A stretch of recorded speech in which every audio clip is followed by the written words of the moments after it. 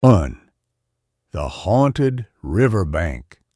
In a small village by a wide, fast-flowing river, there was an old ferry crossing that had once been bustling with travelers. But ever since a large bridge was built a few miles away, the ferry service had become nearly obsolete. Only a few late travelers or those unwilling to take the long detour still used it. But the reason the ferry had become desolate wasn't just because of the bridge. People whispered about strange happenings at the riverbank. Villagers spoke of a woman in white standing by the shore at night, her long hair covering her face. Some claimed they had heard soft weeping carried by the wind, while others swore they had seen shadows moving across the water even when no boat was near.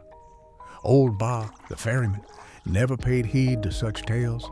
He had rowed across this river for decades and had never once seen a ghost.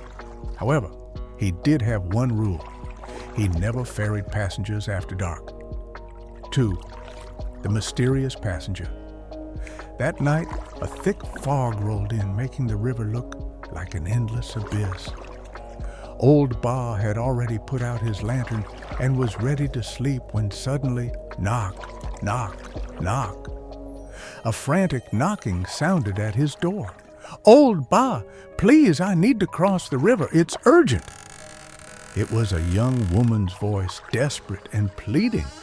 Grumbling, Old Ba put on his coat and went to the riverbank.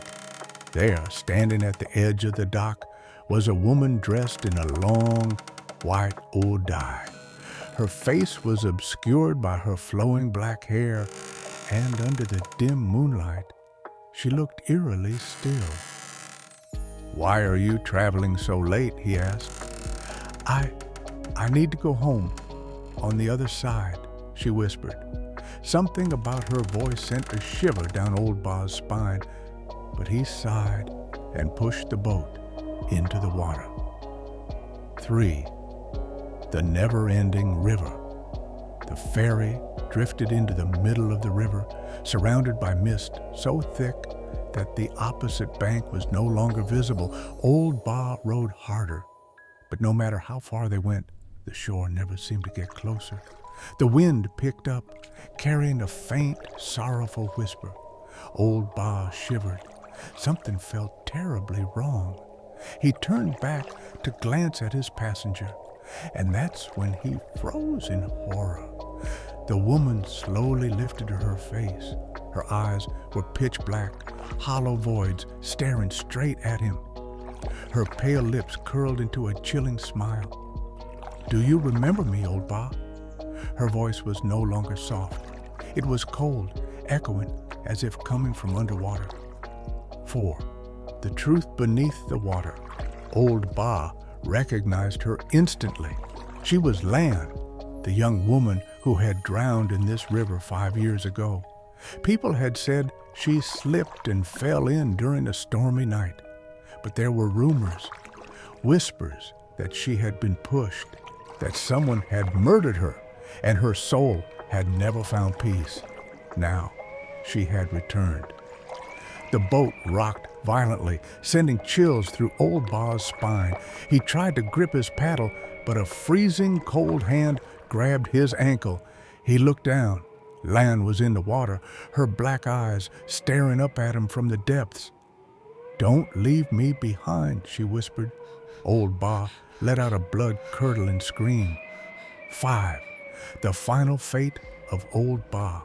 The next morning, villagers found Old Ba lying on the shore, his face pale and frozen in terror. He was still alive, but barely breathing. When he finally regained consciousness, he babbled about Lan's ghost and the cursed ferry ride. But no one believed him. That is, until they pulled up his ferry. On the edge of the boat, they found a single darkened handprint pressed deep into the wood. After that night, Old Ba never rowed again. He became a broken man, haunted by unseen whispers. 1 year later, his body was found floating in the very same river, his eyes wide open in an expression of sheer terror. Since then, the villagers built a small shrine near the riverbank to appease land's restless spirit. But on foggy nights, if you stand by the shore, you might still hear a soft, sorrowful voice calling from the water.